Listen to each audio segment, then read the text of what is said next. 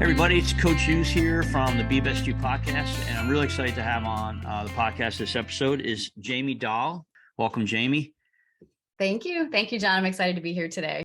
So the podcast is Be Best You, and it's evolved a lot, which and going more into an overall direction of how to become the best version of yourself.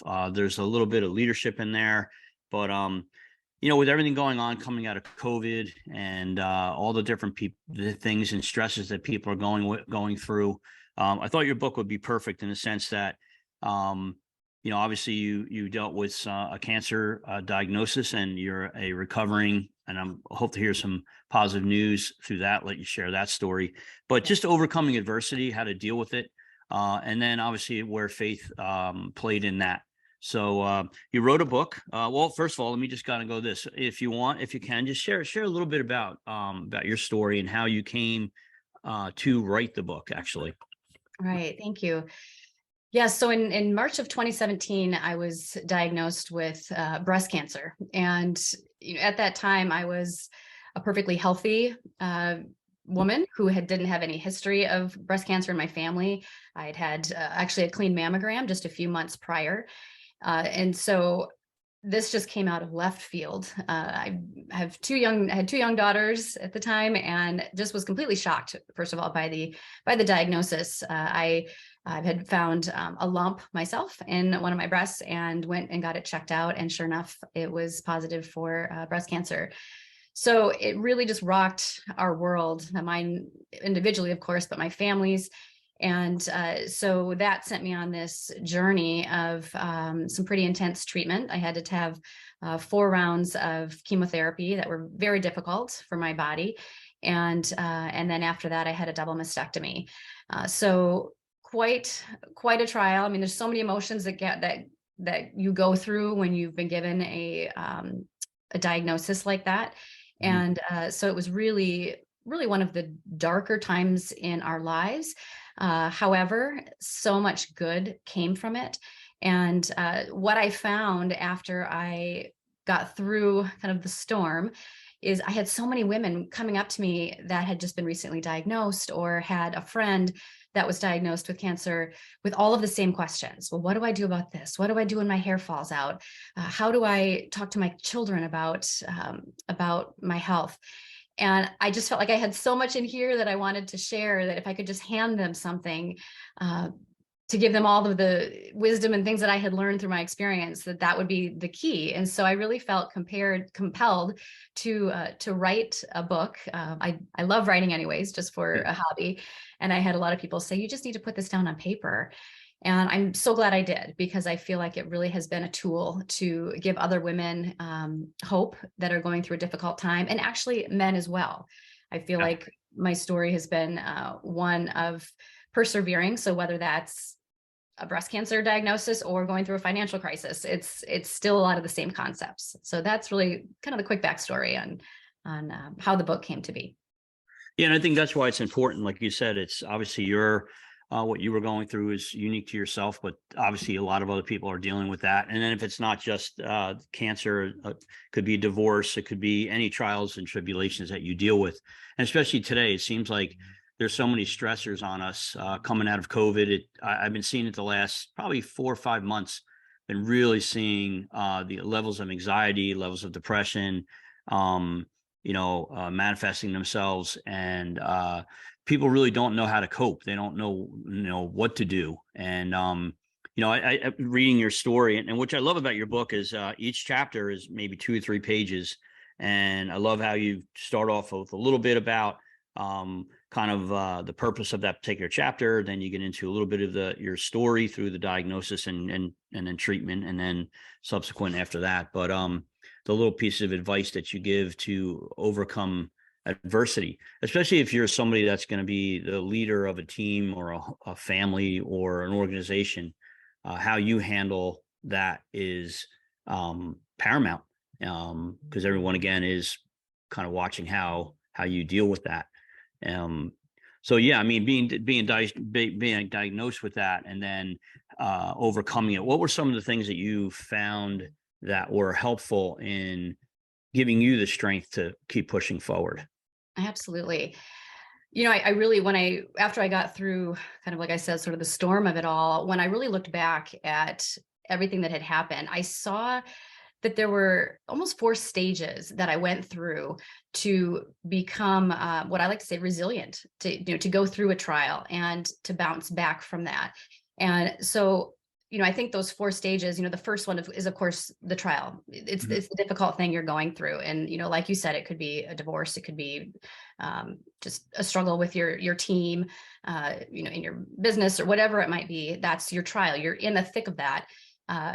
So once you kind of get in the middle of that, I think the next stage really was just that perseverance stage of you just have to persevere. You just got to keep moving. And that was one thing that I found going through my cancer journey is I just had to keep moving. I mean, yes, there were days where I just didn't want to get out of bed. I physically couldn't get out of bed. But even if it was a day that I could get my feet on the floor, put on an outfit, even Mm. just get out the door, one thing that I could do to keep moving, even just doing something that felt like me, something that I enjoyed doing, just putting one foot in front of the other. It might be slow, that's okay, but just you got to keep moving through it to keep going. The other thing is just really controlling your thoughts. I think it's very easy to get extremely negative when you're going through a trial, because it's difficult, but just having that positive mindset. And one of the things that I did a lot was a lot of future thinking. So, for me, with going through the cancer diagnosis, I lost all my hair. And so, but what I would do is I would think about, okay, a year from now, what am I going to look like? What am I going to feel like? What am I going to be doing? And at that time, it was kind of early summer when I was going through this. And I would close my eyes and I would envision myself going to the pool with my daughters, and my hair would be starting to grow back a little bit, and sipping an iced tea or just doing something that I knew I couldn't do at that moment, but I was telling myself this is where I'm going to be in the future. And so that future thinking, that future mindset and being positive was really helpful. One of the other things I did was just learning to be still and take that time to really fill yourself with the things that are going to fill your cup, because we're always giving out, right? We're always giving out. So I think what cancer forced me to do was to be still. I couldn't do much of anything. I couldn't really take care of my family the way I did. So I just had to stop and be still. So that perseverance is, really important, just learning how to keep going and being positive. That third stage that I felt came after that was really character growth. I think being able to look and say, gosh, I'm seeing some areas kind of rise to the surface now that I'm under tension that needs some attention.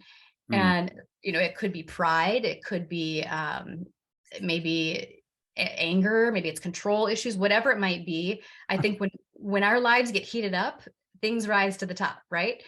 And so I think you can use it as an opportunity for character growth and say, where can I improve myself in just having gone through this? What are some areas that need some attention? And then kind of pull those weeds. I like to call them weeds. Let's go through our gardens and pull our weeds. What are the things that are hindering us from being a good leader, whether it's in our home or in our workplace, and how can we get rid of those? And then really the last stage that I saw was really that hope stage. It seems hard to say that, gosh, I have hope when I'm going through something hard. But again, that's why I see it as really, this is kind of that fourth stage after you've gone through the persevering and through the character development, because now this is a stage where you can look back and say, gosh, I'm grateful for what I went through. I wasn't grateful when I was going through it, and you don't need to be grateful when you're going through it because you're in the thick of it, but being grateful because it's growing you as a person. You can use your mess now as a masterpiece to help other people, whether that's just meeting someone for coffee that has gone through something difficult. And now you can say, hey, I understand, and I can be a listening ear for you, and I can, just help you go through that. And then, the last thing is really being able to step into that influence that you now have. I think Mm. that gives you hope, because everyone has influence. Sure. Some people think that it's just the big influencers that have thousands and millions of followers on social media, but it's not. It's everyone has influence, and it may be with just the person in front of you. It may be a small platform, it may be a big platform, but you can now use your experience to have influence, and that gives you hope. Yeah. Yeah, I love that. I love the use the mess for a masterpiece. One of the things that I have a opportunity to have a week-long leadership class here in the company I'm with, and what we do on that Monday is we do a life assessment, and it could be people from 19 up to 40s and 50s, and it's the wheel of life, standard wheel of life. We kind of customize our own questions, and then we talk about if you're not who you want to be, who do you want to be? But before you go chasing that person, you have to address how you got there. And then you kind of talk about that in your third step there. I love that reflection, and taking some hard looks at yourself. And why does it always take, I'm sure it does, it takes a tragedy, a divorce. My son was diagnosed with autism. This is 20 years ago now. To make you kind of think about who you are, and maybe think about some of the choices and habits that you've created. And then what we do at the end of which kind of goes in line with this hope piece, which I love, is on the Friday, they present a vision board to the class. And it's interesting to see where people are a little ashamed of who they are on that Monday. And then they get kind of like, wait a minute, I can't do anything about that. And then they like, I want to be this person. How do I do that? And then they share their vision. That's that positive, the positive affirmations, right? Yes, definitely. Yeah, and I love that. So, and your book actually kind of, which I love, it kind of really talks through that. And the one thing that I made a note on, which I've been seeing a lot of, is which is a great quote, and it's your chapter 27, and it says, "I'm so afraid," and then the fear tells us that there's no hope or future, and it blinds us. And fear's best friend is the loss of control.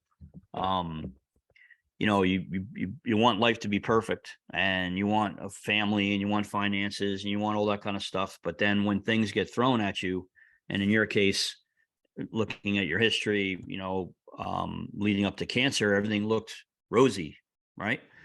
And then boom, you get hit with diagnosis, and the whole world could crumble down at that point. Exactly. Yeah.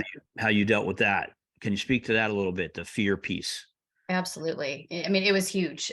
I'll never forget the phone call. It was at I think 4 o'clock on a Monday afternoon, when my doctor called and said, "You have cancer." And it's just, it's that moment, that instant fear, and all the questions, the what ifs. Well, what if I don't survive this? Who's going to be here for my children? Who's going to be here for my husband? What if? I mean, it was just, the fear is overwhelming, because Right. like you said, it's a loss of control. You now don't have control over this thing that is inside of you, or the outcome of what is happening. So I think, again, for me, my faith was huge for that, because it really taught me that I had to lean on something that was bigger than myself. Right.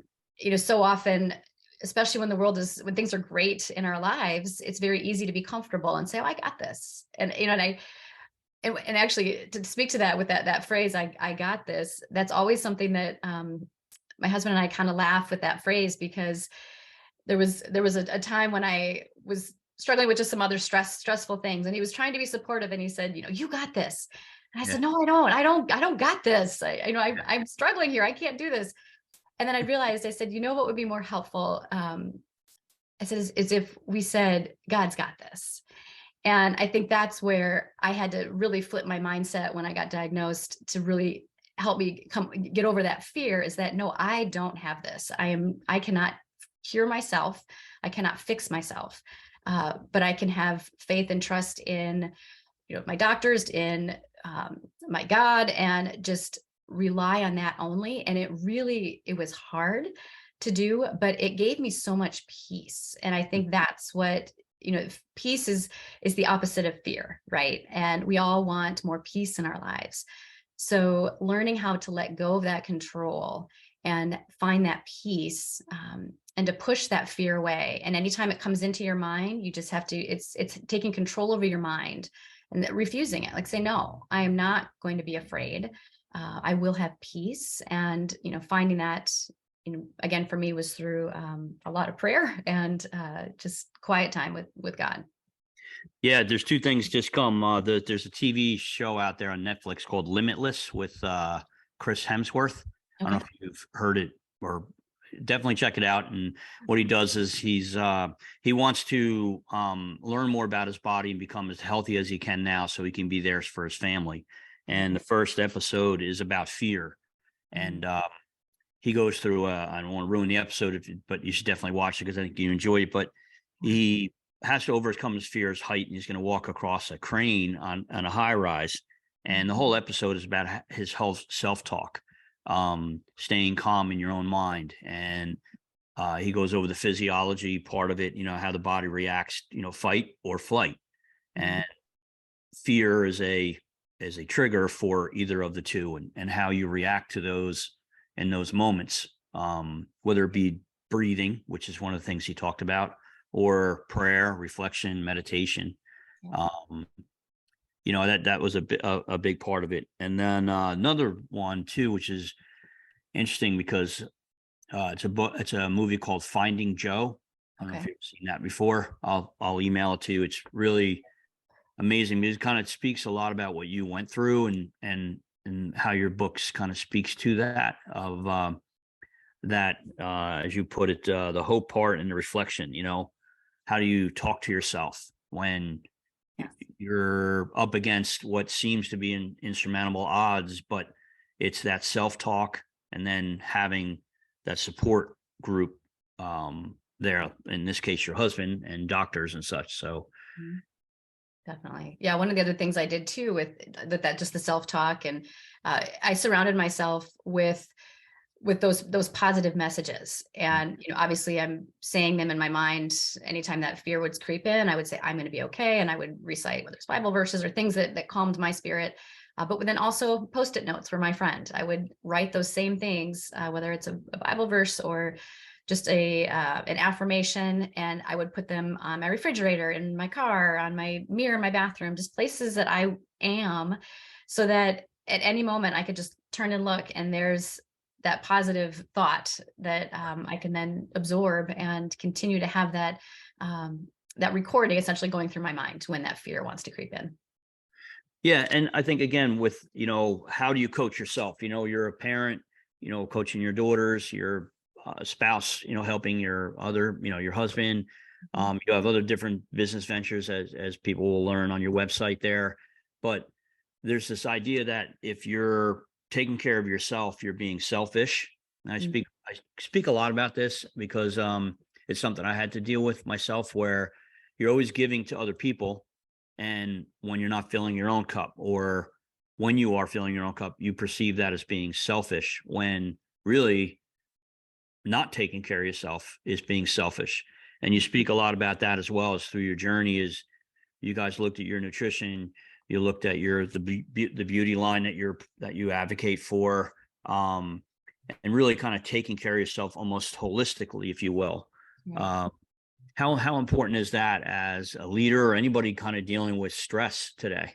You have to take care of yourself. And I think that's, one of the big catchphrases we hear now is that self-care. You hear that a lot. And like you said, people can often feel like that is selfish. And I think for women in particular, it's very Yep. difficult to do that, because I think there's so much societal pressure on us, and self-made pressure. I think we put it upon ourselves too, as women, to have it all together, to be able to do it all, to run from 5 in the morning until 11 o'clock at night. And it's very difficult to allow ourselves to say, hey, it's okay to stop, Mm. sit down for an hour, have a cup of tea, read your favorite book, whatever it might be. But I found I have to schedule it. And I know it's sad to say, but I think it's really important to do that. Every morning I have, for me to fill my cup, I have like a quiet time that I have, even if it's 15 minutes, that I've got to get up before the kids are up. It's still quiet in the house. I pray, I meditate, read my Bible. Those things fill my cup.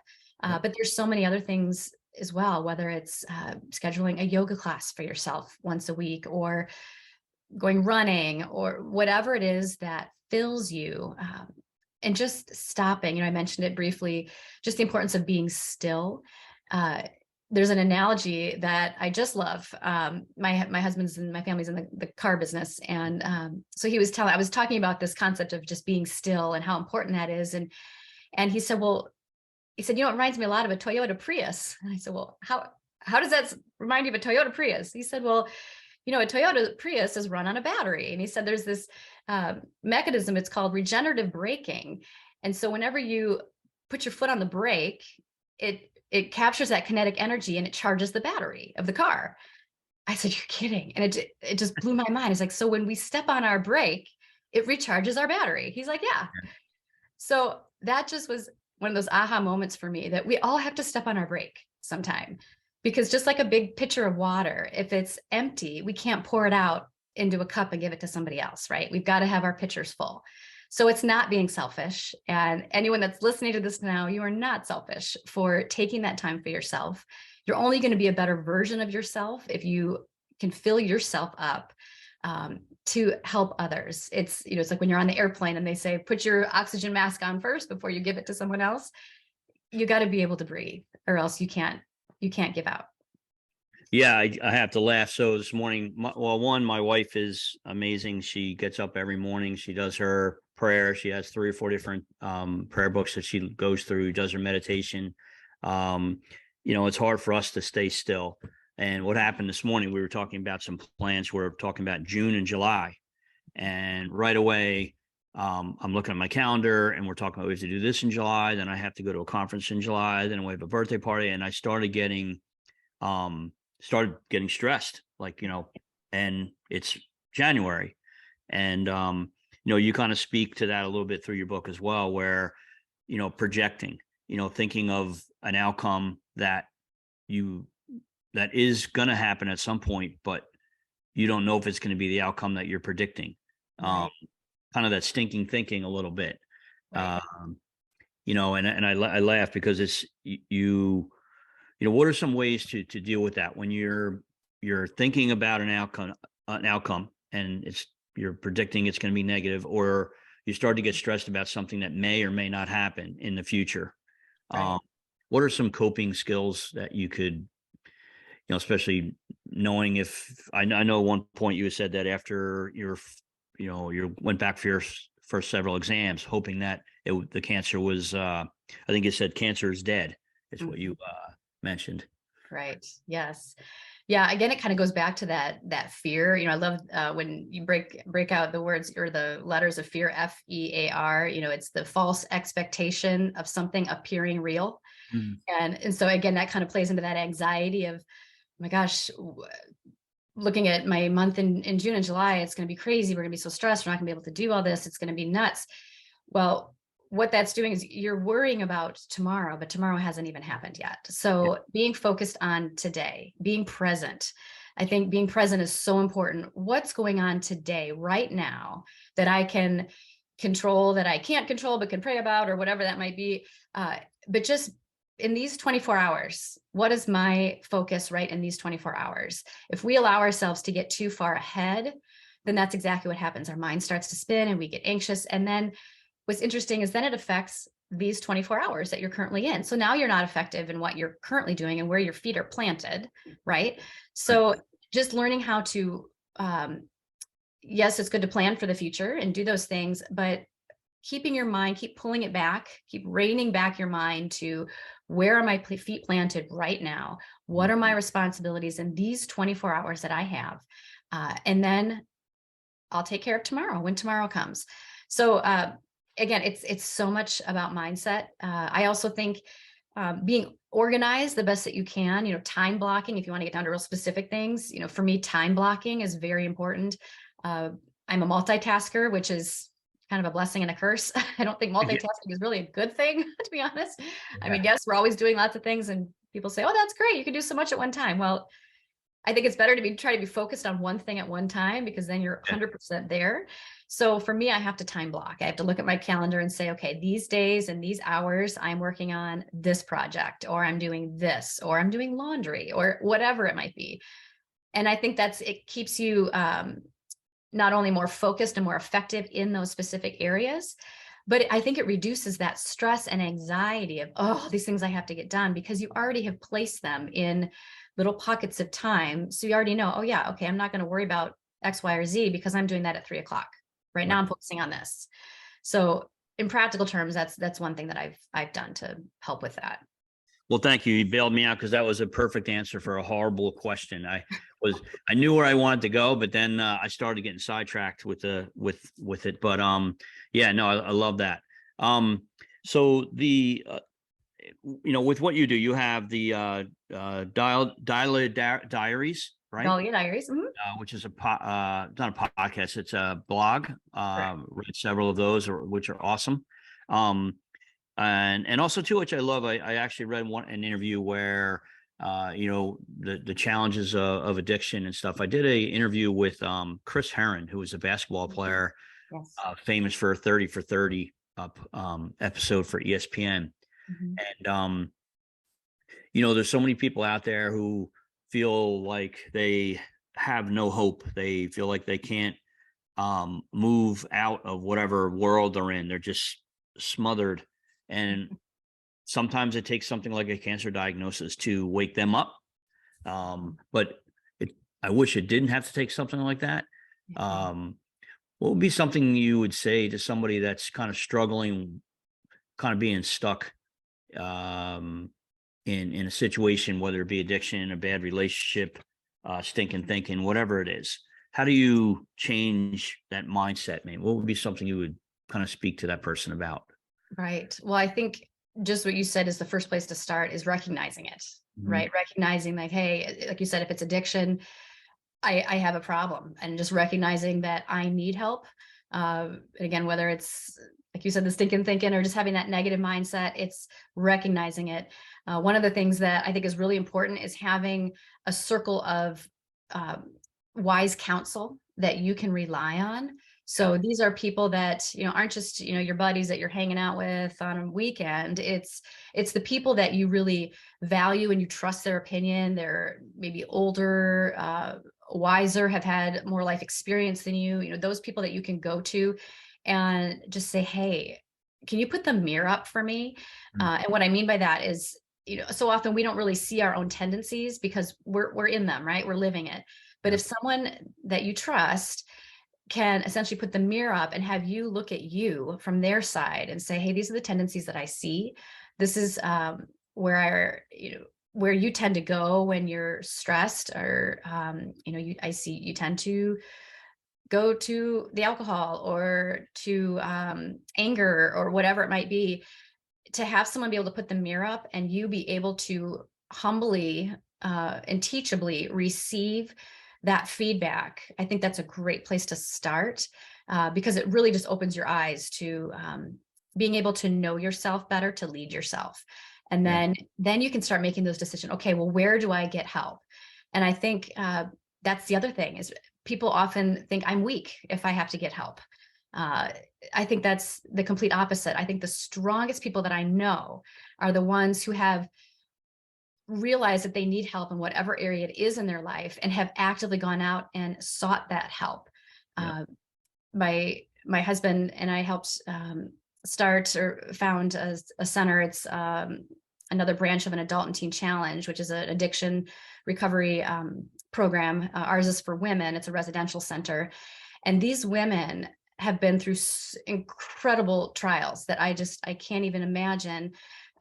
But they're my heroes because they are strong enough to walk through those doors, which is the hardest thing to do, to get the help that they need. Yeah. Um, and because of that, we see incredible freedom and life-changing things that are happening in these women's lives.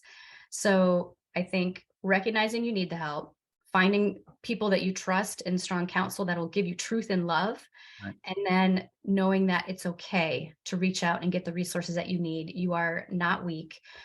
You are actually incredibly strong when Right. you do. No, yeah, perfect. Yeah, and that's perfect.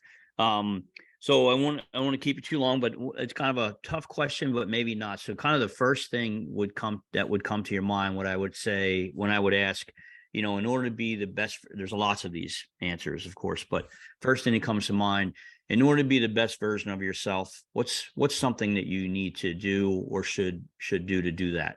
Yeah, I would say humility.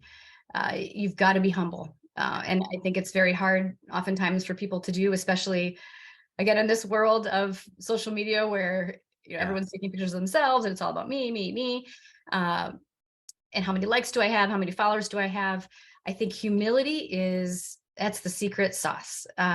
When you can be humble, uh, I think that increases your influence when you are able to admit mistakes, especially as a leader.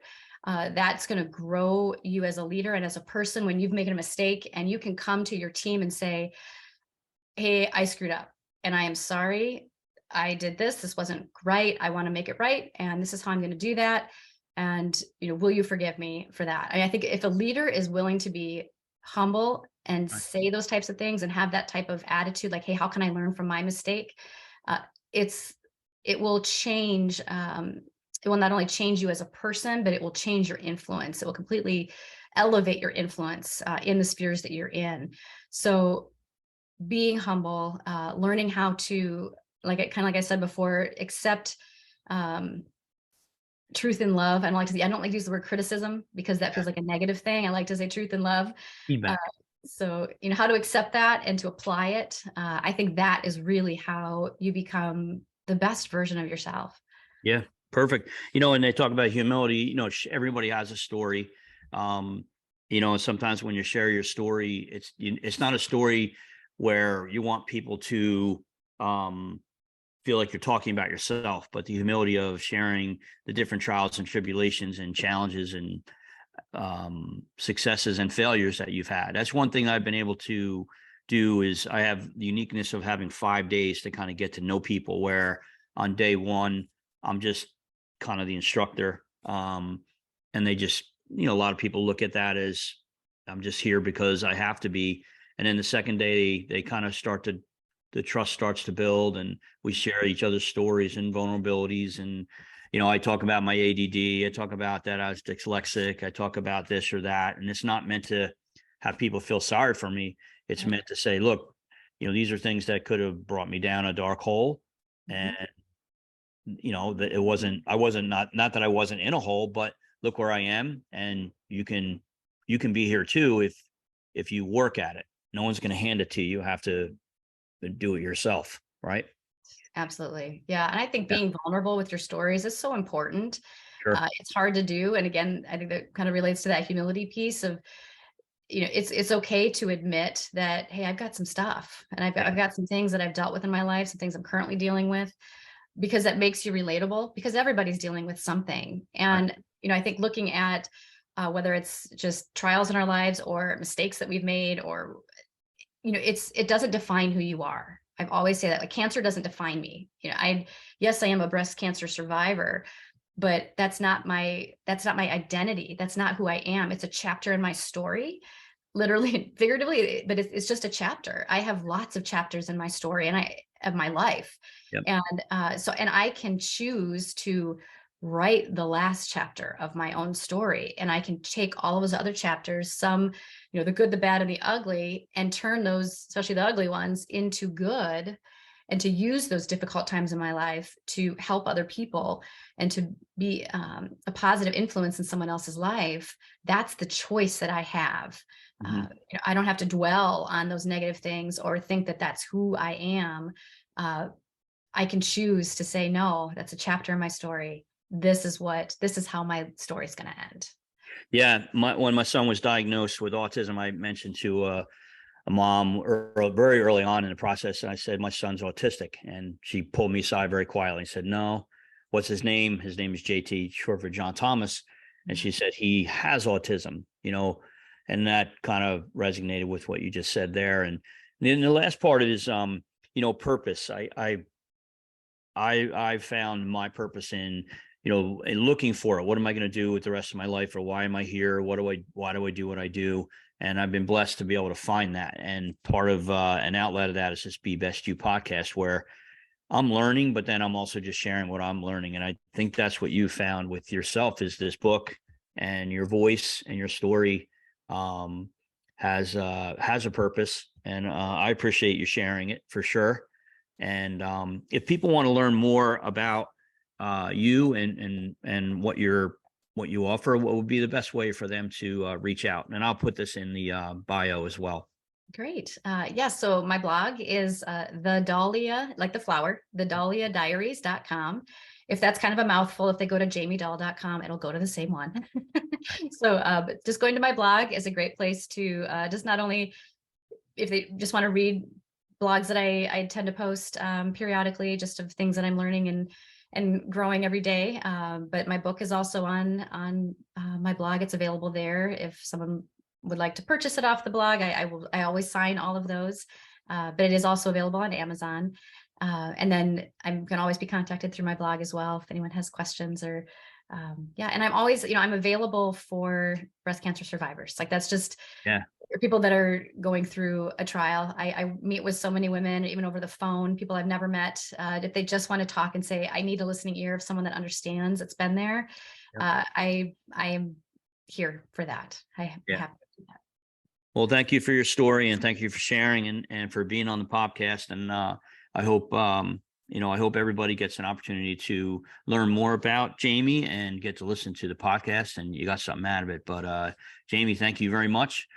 And send everybody, this is Coach Hughes with the Be Best You podcast, and looking forward to the next interview. God bless. Thank you. You too. Thanks.